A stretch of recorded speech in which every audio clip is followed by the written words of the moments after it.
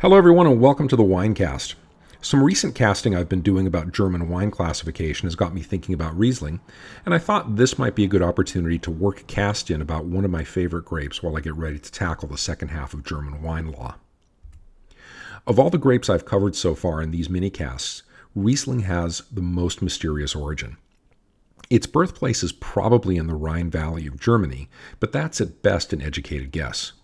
Its parentage is even more mysterious, with the only things known for sure being that one of its parents is the likely Croatian grape, now best known as Gouais Blanc, and that its other parent is an as yet unidentified variety that's the offspring of Traminer and yet another unknown variety. Incidentally, that's the same Gouais Blanc that, along with Pinot Noir, is the parent of Chardonnay. So if you're inclined to look at things this way, you can think of Riesling and Chardonnay as half-siblings.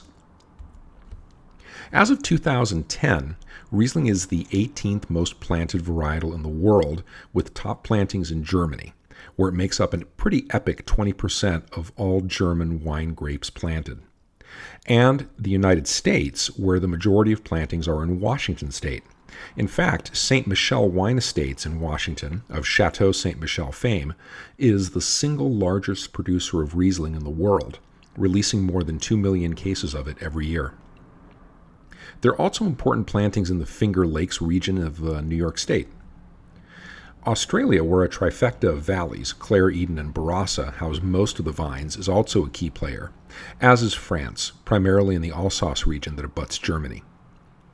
There's a lot of Riesling out there, and when thinking about the flavors and aromas that you want to find in the next bottle that you buy, there are three big things to think about: climate, sweetness level, and the presence of botrytis. Let's look at each of these.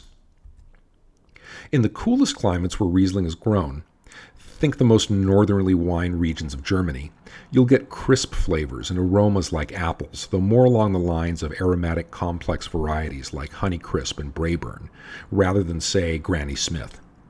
You'll get lime and other citrus notes, especially zest or pith, white flowers like honeysuckle, and minerally stony notes as well. In warmer spots, rich, dense fruits will appear like apricot, nectarine, pineapple, and even passion fruit, especially in the case of Washington Rieslings. Rieslings are famous for being able to age, and after extended aging in bottle, the best ones will develop notes of wax and spice. Riesling enjoys a special fame for particular aroma, though. An aroma caused by a hard-to-say compound called 1,1,6-trimethyl-1,2-dihydronaphthalene, or mercifully, TDN for short.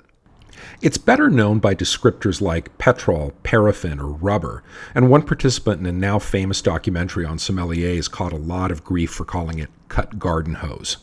But I'm inclined to cut the guy some slack, since the first time I ever came across it, in a particularly delightful Australian Riesling, by the way, I called it new sneakers.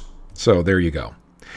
It's most commonly found in older Rieslings, developing after some bottle aging, but it can be found in younger wines, like the Australian wine that I had. But in that case, some critics regard it as a fault, though I certainly don't. A lot of the factors that create the precursors for this compound to develop in the bottle, things like high acid, water stress, and good ripeness in the grapes, are also the sorts of things that tend to lead to high-quality wines. So it'll be around for as long as good Rieslings are, and most critics regard it as a plus when found in older bottles. Acid tends to be at least high in Riesling, and can easily tend toward very high, especially in the coolest climates. Though there are rare exceptions, you can usually count on your Riesling not to have a noticeable oak treatment, though some may be aged in neutral barrels, or to have gone through malolactic fermentation. The Riesling grape can be and is vinified or made into wine at every level of dryness or sweetness, from bone dry to lusciously sweet. Cool climate Rieslings, tending to higher acid as they do, often benefit from some sweetness to balance out the acidity, and sweetness is also a plus when looking for a Riesling to pair with spicy and highly seasoned foods. Labels will sometimes have indications about dryness or sweetness. The most common English terms are dry, meaning no or virtually no residual sugar, and off-dry, meaning slightly sweet. The German equivalents are trocken for dry and halbtrocken for off-dry.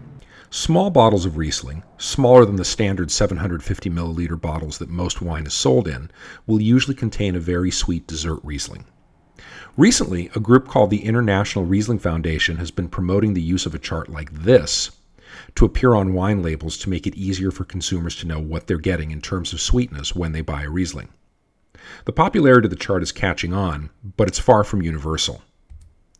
It's also possible to make a rough guess about a Riesling sweetness based on the alcohol by volume of the finished wine. I've got more information about this in part 1 of the Winecast on German quality classification, so do check that out. But if you're in doubt about a Riesling sweetness, check the alcohol by volume. That has to be listed on the wine label and will usually appear as a percentage. If the percentage is around 7 to 8%, count on some noticeable sweetness in the wine. If the percentage is around 12% or greater, expect noticeable dryness in the wine. Finally, some Rieslings can be affected by Botrytis, also known as Nobelrot, or in German, Edelfäule. This is a fungus that can benefit white grapes that it affects by concentrating the sugars in the grape and also by adding flavors and aromas that get described as honey, ginger, and beeswax.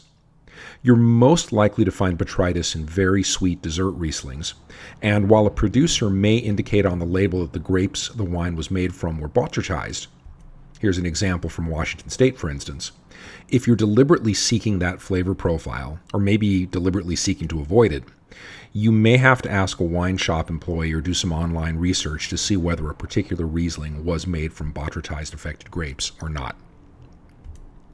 Thanks again for joining me for another Winecast. I hope, as always, that this was both helpful and informative to you. If it was, please like or subscribe, and I'm always looking out for new comments. I'm your host, the Unknown Winecaster, and I'm out. Enjoy the grape, but always enjoy it responsibly.